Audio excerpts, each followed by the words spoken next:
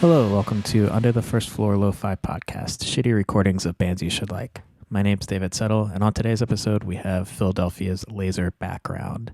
This is the solo project of Amby Moho, who also plays in Speedy Ortiz and Coffee. But for this project, he usually plays some electronic-influenced kind of indie pop music. He just put out a record earlier this year on May 1st called Evergreen Legend, and he's been releasing music under this name since 2012. But for today's episode, he played all new songs, mostly consisting of acoustic, his vocals, and a drum machine. We recorded it outside of his practice space on the sidewalk, and it was very windy, and we didn't plan very well for that, so it got in the mic a lot. Sorry about that, but that's how this podcast goes. It still sounds really cool. His songs are great. So I hope you enjoy, and here's his first song called Open Corridor. Cherish the ones you have done. One day they might not be there anymore. I don't wanna change, I don't wanna change anything about you. I swear I need an open corridor. I want to be the one to come, bathe in the love you implore. 'Cause one day it might not be there anymore. I don't wanna change, I don't wanna change anything about you. I swear I need that open corridor. I want to be the one to go. My name is Amby Moho, and these are some unreleased songs that I imagine could be for my project Laser Background, although some of them might be for my other project Coffee. I'm not quite sure. And what other projects are you involved in? I play with Speedy Ortiz. I play guitar and synth, and then I play with my friend Eric Slick, also keyboards and guitar. And would you like to describe where we're recording this? Sure, yeah, we're in front of my practice-based studio in Kensington on a windy, beautiful Sunday at the end of August. But yeah, we're basically on the street. Yeah. Cool. to be safe. Yeah. Safety. Thank you. No problem. That's Dr. Fauci. I haven't done this in any other interviews yet, but I want to try it. Just to set the scene, do you want to describe like what's going on in the world lately? my lord, sure. Past few days. I mean, there's been a lot of unrest. Jacob Blake was shot in Kenosha by police for literally no reason, walking into his SUV. And then now two protesters were killed by some 17-year-old kid also in Wisconsin. What else? Somebody was shot yesterday in where was it? Oh no, it's just someone brought a gun out in Tallahassee. But somebody else, another protester got shot, I think, too, I heard. I think that was a Blue Lives Matter person. Yes. Got shot in Portland. Yeah. Yeah. So things seem to be going down. Yeah, so shit's happening on both ends. I feel like by the time this comes out, even more stuff. Yeah. We don't know where that all's going to lead to. I'll personally say that one of the things I'm the most scared of is that Trump loses but then refuses to leave office. I think that could happen. I'm also just afraid of him winning. Yeah, I'm afraid of him winning. But I could just see, I mean, obviously, Biden is, what can I even say? I keep calling him a milquetoast mummy man because I feel like that's what he is. That's pretty good. I want him to be better than he is. He's just not, he's like barely coherent and also just so like malleable to whatever people want him to be in a way that's, I don't even know where to begin with it. It's like, it's literally, if you look at the last, really since I've been like knowledgeable about elections, every person who's lost an election seems like Biden. Like he's like John, either like Mitt Romney, like yes, John Kerry. It's just Dukakis. Yeah. But the thing is that he's like John Kerry if John Kerry occasionally said really offensive stuff. Yeah. So I mean, it's great that Kamala Harris is a historic candidate. I wish that Kamala Harris was not a cop and actually progressive, but I'll take what I can get. I'll vote Biden, and if this comes out before the election and anybody who's listening to this is undecided, which I imagine you're not, but if you are, vote Biden, obviously. But I'm really terrified of what will happen in this country if Trump loses and then claims the election's rigged, which he's already claiming, and then doesn't leave. That is going to be a nightmare. I don't know. It'll be complete pandemonium. I can't take the pain anymore. I won't listen to you. I lay and wait, but evermore I just don't have a clue how I won't let you down, but I'll be late like you won't believe. I can't help it, I won't stop, and I can't stand for all the pain.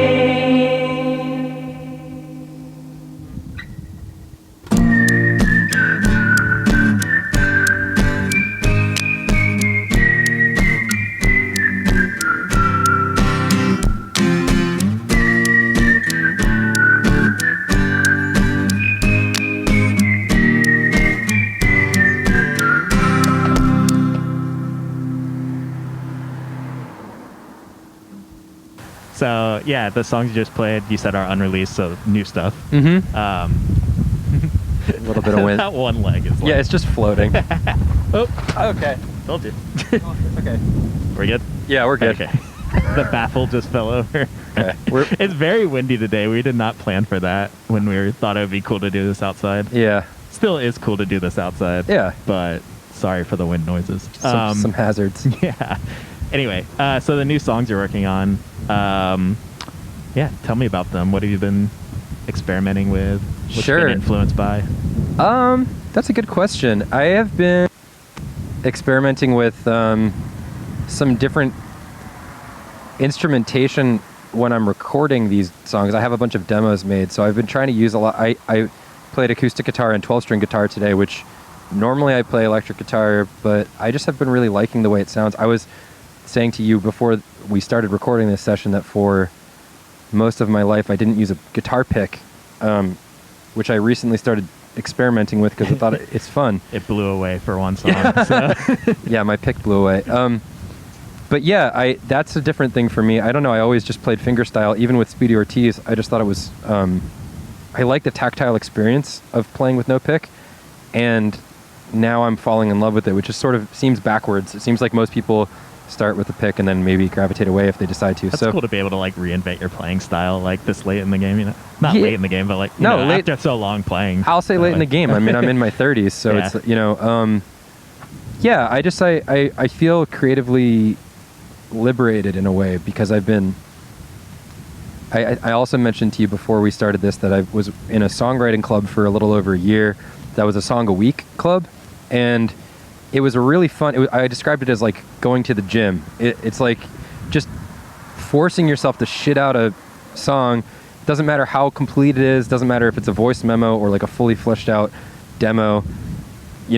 I contributed a whole spectrum of incomplete or complete material to that project. So that has been a lot of what I've been writing. That's what many of the songs that I played today came from that. Cool. So it seemed like you were going with shorter, more compact songs. yeah, too. and that was also with that project Coffee that I did with my friend Julian Fader. We kind of were going with that vibe of trying to keep everything as short as possible because we thought it was fun.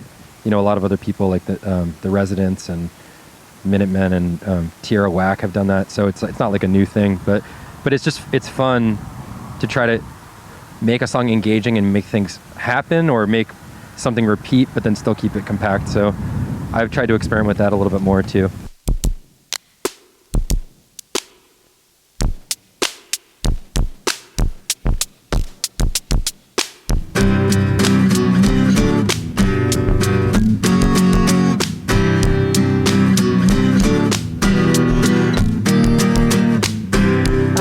have it down, but I'm not.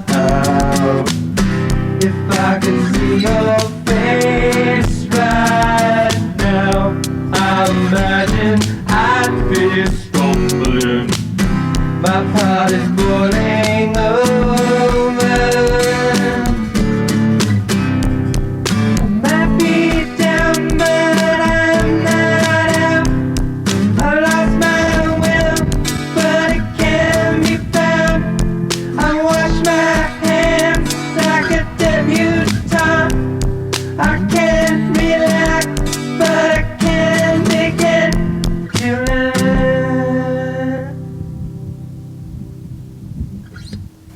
How have you kept entertained during all of this? I've been watching a lot of movies, as I imagine a lot of people have, and binge watching some TV shows and stuff like that.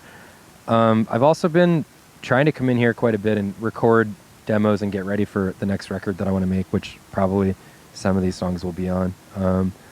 I know some people have felt creatively inspired during quarantine and some haven't. It's been an up and down thing for me. Some weeks I'm like, hell yeah, ready to go, and then some weeks I'm like, oh my god, what is happening?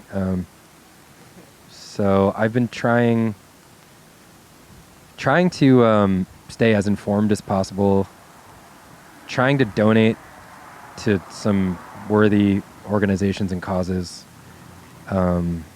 protested a little bit. Other than that, just honestly I actually started working. We were talking about jobs. Oh yeah, so I started working my day jobs, which I work as a freelance production assistant for photo shoots, which obviously got completely canceled when the pandemic started, but now has started back up with very small crews. So I worked almost 50 hours this week, which is a lot, but I also am thankful to have work. You know, most of my friends are unemployed right now. So, and then I have another job that has been work from home, which is also a production assistant, but facilitating classrooms for Jefferson University. So that's been carrying me through, all my touring, as everyone's touring is canceled. So many of my friends who are performing artists also are having like varying degrees of identity crisis right now. Definitely. I don't know about you, but this is the longest I've gone without playing a show since I was 16. Yeah, it's pretty much a bunch of people who dedicated their whole lives to something that just can't even happen right now. So yeah, but that's why it's nice to be able to get creative and try to do something like this, even though there's challenges. How have photo shoots changed in the time of Corona? I think the crews have definitely gotten smaller, and obviously everyone's wearing masks. Models included? Or? Yeah, the model's wearing a mask until they get to the actual shoot part. And luckily, they've been in pretty big rooms. That's kind of how these are. Like, everyone's wearing a mask until they have to sing. That's true, yeah. So. Yeah, so I mean, they're in pretty big rooms, generally speaking, so like with very tall ceilings. So I feel like if they actually stay to their area and no one actually gets close to them, it's pretty safe. They're also checking temperature when you get there. I didn't even know they had these new forehead thermometers, which that's wild. The crazy thing is, that's not new. As soon as this started in America, China was like already doing that, but just didn't get any because, Well, it was new technology to me. I didn't know. The newest, fanciest thermometer thing that I knew about was in your ear. Yeah, they like stick a thing in your ear and they can check. I remember that from growing up. Yeah. Okay. I always just had the one that you put under your tongue. Yeah, well, we always had that, but I remember going to a doctor and having that. I see. It's very confusing to me as a child. Yeah. What was happening? Yeah. It's weird. But other than that, I mean, they're pretty much the same. It's e-commerce stuff, so it's not really that exciting. It's just it's a solid day job. For any touring musicians out there, when touring starts again, I highly recommend working as a production assistant. It's awesome. I'm always looking for work that is low commitment for time and high yield. Because when I'm home for 2 weeks on tour, then get as much as you can while you can. Exactly. That has been there have been a few, I would say, and this is a privilege to be able to say this at all, but there are a few forced changes with the pandemic that I've actually been kind of thankful for, which are, this is the first time in my adult life that I've been able to maintain any kind of like normal routine. So with me and my girlfriend have been spending a lot of time together and waking up every day and making food a lot, which is also something that I've been traditionally total slacker with. I've just been like, oh, I'm always under this mentality. It's also a mentality change. I'm always under this mentality that I have to go do this next thing, and there's always something happening. So I'm only home for 3 weeks. I have to. I don't want to get groceries because they're going to spoil when I'm away on tour. So. And there were a couple years there, like I think 2017, I played 135 shows or something like that. So it was really like I was really only home for 2 weeks and then gone again. So I've been enjoying spending time with my girlfriend and real life. Like, it's what regular people do. So that's been kind of nice. And maybe I'm not quite as eager once touring starts to be gone constantly. Like I'll still tour and I'm still missing it, but it's definitely an interesting like mind shift going on for a lot of people. Like, oh, I never have really experienced this part of like normalcy. Yeah, so that is an interesting change. Regarding music, I think I want to try to use my studio more to maybe even produce commercial music or something like that. Something where I can work out of here as more of an office and then go home and be around, Yeah. It's like, makes sense. Separate that part of your life for sure. Yeah. So anyway, it's an interesting perspective shift that I think has put a lot into perspective. Also with just being scared of getting sick and my mom is 74 years old, so I'm worried about getting her sick, and it just, it's, I think for a lot of people, putting into perspective what's important, making you thankful for spending time with people you care about, and reaching out to friends and being like, hi, are you okay? How are you? For sure. That kind of stuff. I also think that it's making me realize how really unsanitary I was on tour. And like, because I used to, when every time I go on tour, I get sick. I don't get it. And now I realize like, oh, I wasn't washing my hands all the time. Like now I'm sleeping on the floor. Yeah, singing into mics that other people have used like all the time. That was the single biggest thing that stopped getting me sick. I started bringing my own 58. I would bring my own 58 to every show, and occasionally you get a snide look from like a sound person. I used to be that sound person that would be like, oh, come on. You have your it's own not a mic? big deal. Or on tour, I'd be like, oh, that band has their own mic, like fancy them. Prima donna. Yeah, but now I'm like, what the fuck was I doing for over a decade? Yeah, I just think that I know the houses I was playing in. You don't know where that mic has been. Yeah. Or what that person had. Yeah. So. And I would like play the show and then immediately get takeout and eat it without like washing my hands after playing and like, then loading shit. Possibly drink like 100 beers, and then we've all been there. So.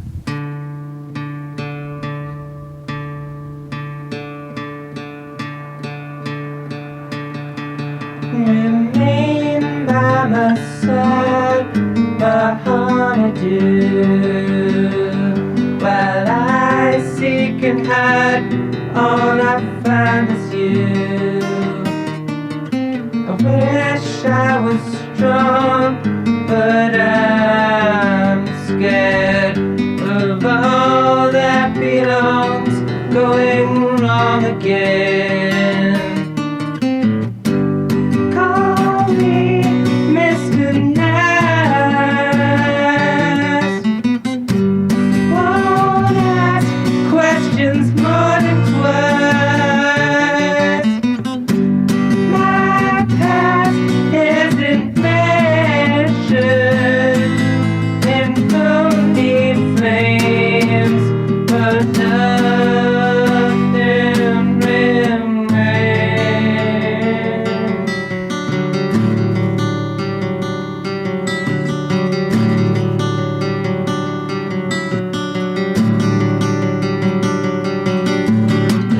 I wish that I could regress to a time when I was young, so naive and available. I was a spring twig,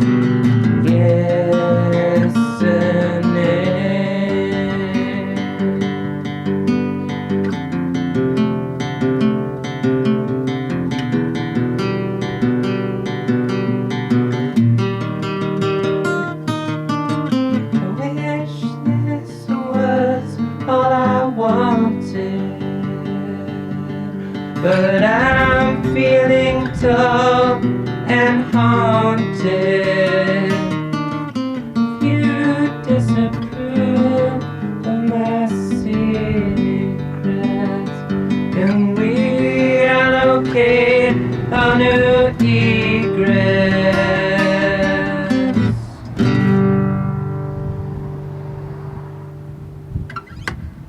What sorry if this is a bummer, but what kind of plans did you miss out on? Did you have to cancel? Yeah, it's not a bummer to talk about, but it definitely was a bummer. I put out a laser background record May 1st, and so I had a 6-week tour that I booked entirely myself. I spent months and months booking it, and I did a really pretty good job, not to pat myself on the back too hard, but it was one of those tours where I was very excited. I had a couple of... I try to look at every city as its own relationship as far as touring goes, and there were a few cities where, Chicago and Seattle in particular, where I have been working really hard on these places. So I booked like a cool venue with cool bands. I was like, this is going to be a sick show. And then, of course, I had to make the difficult choice. I think I only announced the tour right before I was supposed to go to South by Southwest. And it was, for whatever South by is, it was an official showcase. So that's something that I've been working on for years too. And what else? I was playing Mac Rock in Harrisonburg, and I had Waking Windows Festival in Vermont. That was cool. It was like with Future Islands and stuff. So there and Japanese Breakfast. There was cool stuff happening, but what does it all matter? It's like that's another thing that put me into perspective for me is I spent months every day, all day booking that tour, and then I canceled it in one day.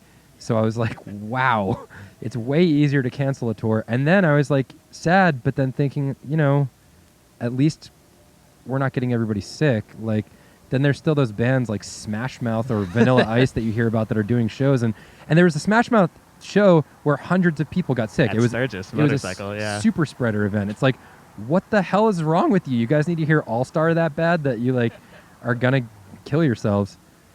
Like, didn't you see Herman Cain? He's literally dead. Like, so yeah, it was a bummer. And that Eric Slick record that I played on came out just this month in August, and we were going to do a tour too. And Speedy Ortiz wasn't going to tour much because Sadie has a Sad 13 record that's coming out, so she was going to tour for that. And I had gone on tour with them, driving and tour managing and stuff like that before, but I don't know if I was going to do that. But it's just a bummer, it's like so many of my friends and bandmates and stuff had stuff that they were planning on doing and couldn't do it. But again, everyone's in the same boat, so it's kind of like a great normalizer in that way.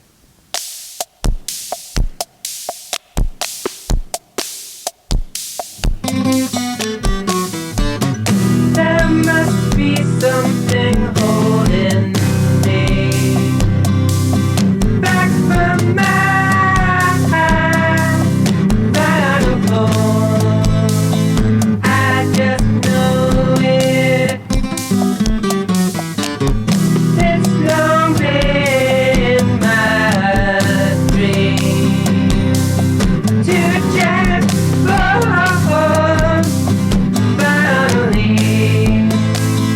meet me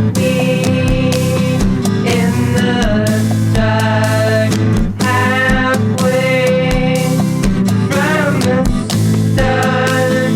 Meet me in the dark, halfway from the start.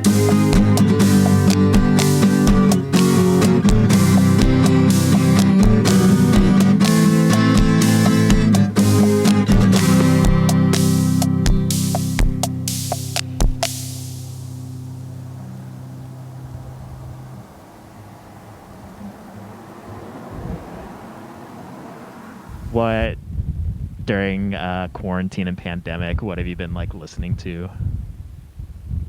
It's a good question. I actually, this is maybe an unexpected answer, but I got really into early Madonna recently. So there's this song called Live to Tell. I don't know if you ever heard that song. It was a hit. It came out in 1986, but it's been pretty forgotten about. It's fucking amazing. It sounds like Kate Bush meets Tears for Fears or something. It's like, it's got a very 80s production style, but it's got this heavy synth stuff happening. I don't know. You should just listen to it. It's great. I'm thinking about covering the song Beautiful Stranger, but making it like, I picture this almost like krautrock, like low baritone synth vibe to it, you know. So I'm gonna maybe try to do that. Sick. But yeah, I don't know. I've listened to a couple of friends' records. I haven't been really seeking out new music, to be honest with you. Yeah. I've been Going for the comfort. Honestly, yeah, it's been such a weird time. Understandably. Yeah. So I've started listening to a lot more jazz lately, especially when I'm eating dinner with my partner. I have a couple of Miles Davis records, and I'll just throw that on. And I've been eating, like, you know, since we started doing takeout again. I've been trying to support some small businesses and doing takeout sushi and putting on jazz. So sushi and jazz feels like a very relaxing, like, nice activity. Like a good night. Yeah. Thanks so much to Laser Background for letting me record out on his sidewalk. If you'd like to hear more of his music, you can check out laserbackground.bandcamp.com and also on Instagram and Twitter at laserbackground. If you'd like to get in touch with me about the podcast, you can use Twitter at UTFF Podcast and Instagram at Under the First Floor, or email underthefirstfloor@gmail.com. I'm going to leave you with a couple songs today, a couple of old garage rock songs. I think the 12-string that Andy was using really reminded me of the Byrds, so it's putting me in this mood. The first song is from a band called Tomorrow. The song is My White Bicycle. They were a psychedelic band from London, and this is from their 1968 self-titled album. While just looking them up for this episode, I just found out that Steve Howe was in it from Yes and a member of the Pretty Things, and that kind of blew my mind. But this whole record's really good, old psych rock stuff. So definitely check that out if you're into, like, old Beatles and stuff like that. They cover Beatles on there, so that's what they were going for. And for the last song, we have the Nightcrawlers with the song Little Black Egg. They were a garage rock band from Daytona Beach, Florida, which I did not realize. They also later reformed in Tallahassee, which is where I previously lived, and that definitely blew my mind to find out. I really love this song. They only recorded a couple singles. I don't think they even put out a full album, but they recorded this in 1965 when they were opening up for the Beach Boys for a show, which is a good reason to put out a good song. And this song is a great one. I think both of these songs were on those Nuggets compilations, so if you like what you hear, you should check out those. Yeah, so I hope you enjoy these songs. I hope you have a good week, and we'll see you next time. Bye.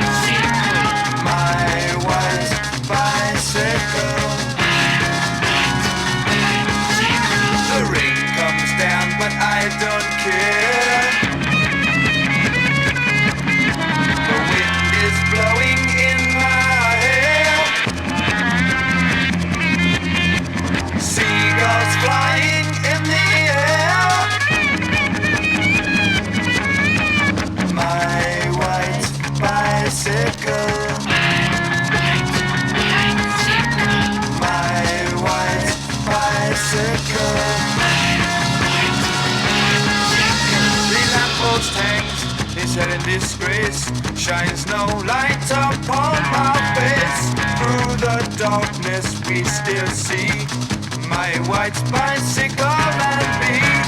My white bicycle. My white bicycle. Police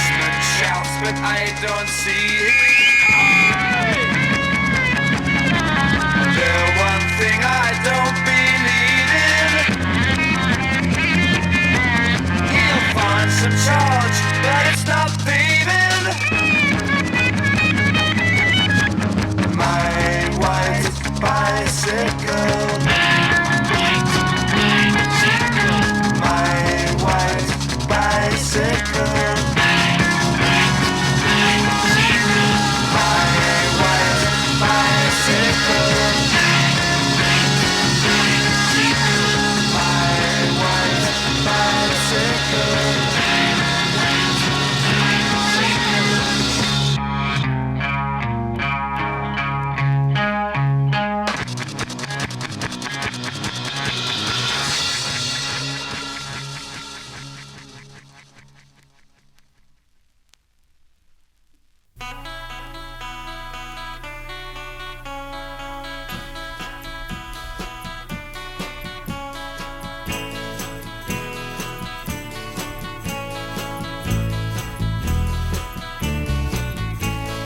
I don't care what they say. I'm gonna keep it anyway. I won't let them stretch their necks to see my little black hair with the little white specks.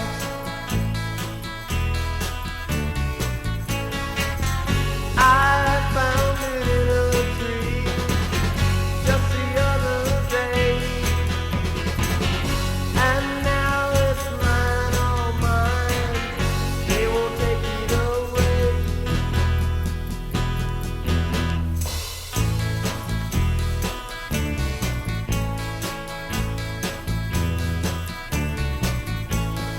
Here comes Mary, here comes Lee.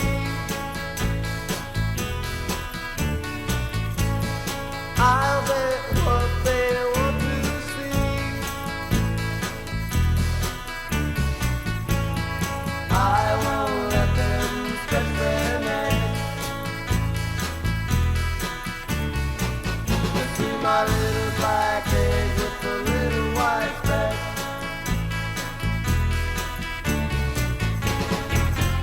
I found it in a tree just the other day, and now it's mine, all mine. They won't take it away.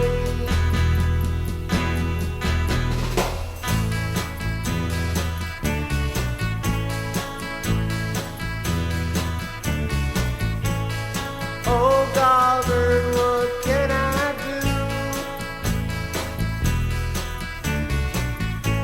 The little black egg's gonna tell on you.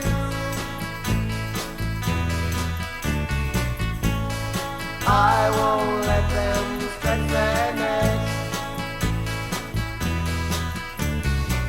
to see my little black egg with the little white specks.